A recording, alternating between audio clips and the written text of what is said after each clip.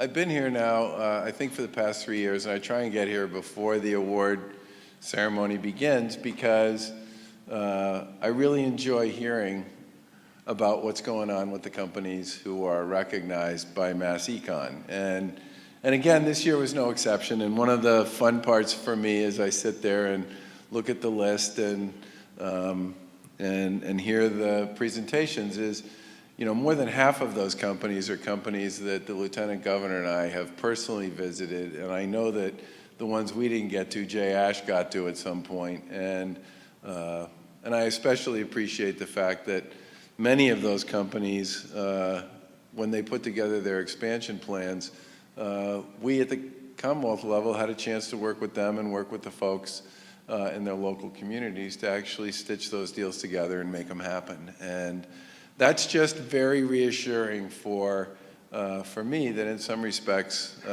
we're doing the right sorts of things.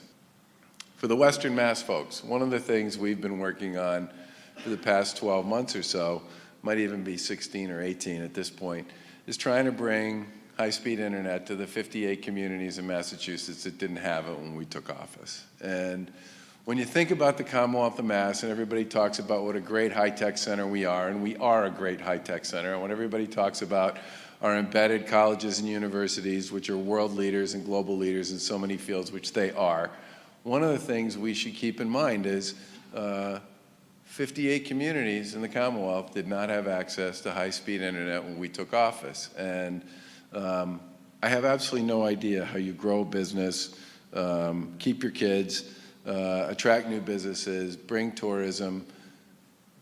How do you do that if you don't have high-speed internet? And the answer is it's an extraordinarily complicated and difficult task. And so one of the things we've spent a significant amount of time on over the past year and a half is putting programs and plans together, working with, in some cases, local communities directly, in some cases with utilities, in some cases with high-speed internet providers, in some cases with cable companies, but basically putting together a menu of options and strategies to make sure that all of these communities can play on the same playing field that everybody else takes for granted and plays on already. And we started with 58. We're down to about 6 that we don't have plans for that are sort of underway, and those last 6 are going to get done between now and the end of the year. Gosh darn it, one way or another.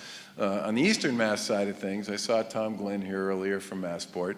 We're making big investments in dredging the harbor and expanding the size of the Connolly Terminal and building out the international terminal at Logan Airport and increasing the airport's capacity to serve people. And those are all really nice and fun and interesting, but the simple truth of the matter is a big part of why companies either come here or stay here and grow here is because we have a very active, very productive port. And that port is both the Port of Boston in terms of the shipping that comes in and out of there, and it's also in terms of the airport itself, which now serves about 56 international destinations on direct flights, which is a gigantic improvement over where it was 10 or 12 years ago.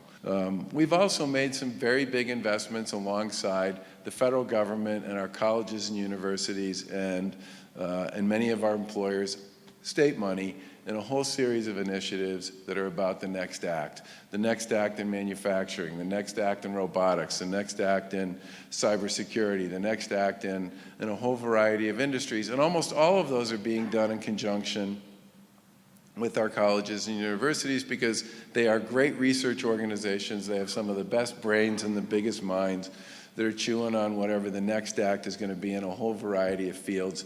And this isn't, you know, some of this is going on at UMass Lowell, some of it's going on at WPI, some of it's going on at UMass Amherst. We also made a decision to reinvigorate the Seaport Council, which had gotten a little quiet over the course of the past decade or so. And the reason we did that is because we have 75 coastal communities in Massachusetts.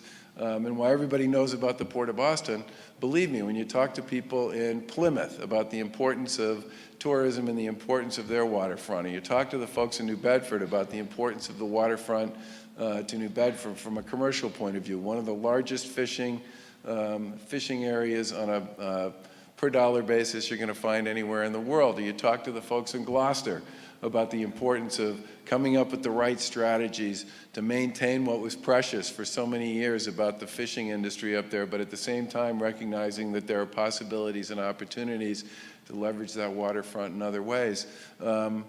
That's a really big and important asset for us. And then you combine that with a statewide strategy that's being pursued with our colleagues in local government and others in the private sector around resiliency and adaptation with respect to rising sea levels and all the issues that come with that. I think one of the great things about this event is you have companies of all shapes and all sizes playing in all kinds of spaces, but they all share in some respects a similar set of values, which is the capacity to adapt to serve customers who are looking to be served. They all take really seriously this notion that their employees are their greatest asset and they invest in them. And they all believe, I believe correctly, that the Commonwealth is a great place to grow a business and to be successful, and that we have all kinds of wonderful assets that people can leverage by being here.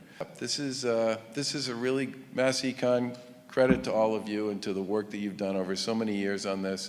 But mostly what I just want to say is thank you for your creativity, thank you for your collaboration, and thank you for your faith in the people of the Commonwealth. And I hope you all have a great Thanksgiving.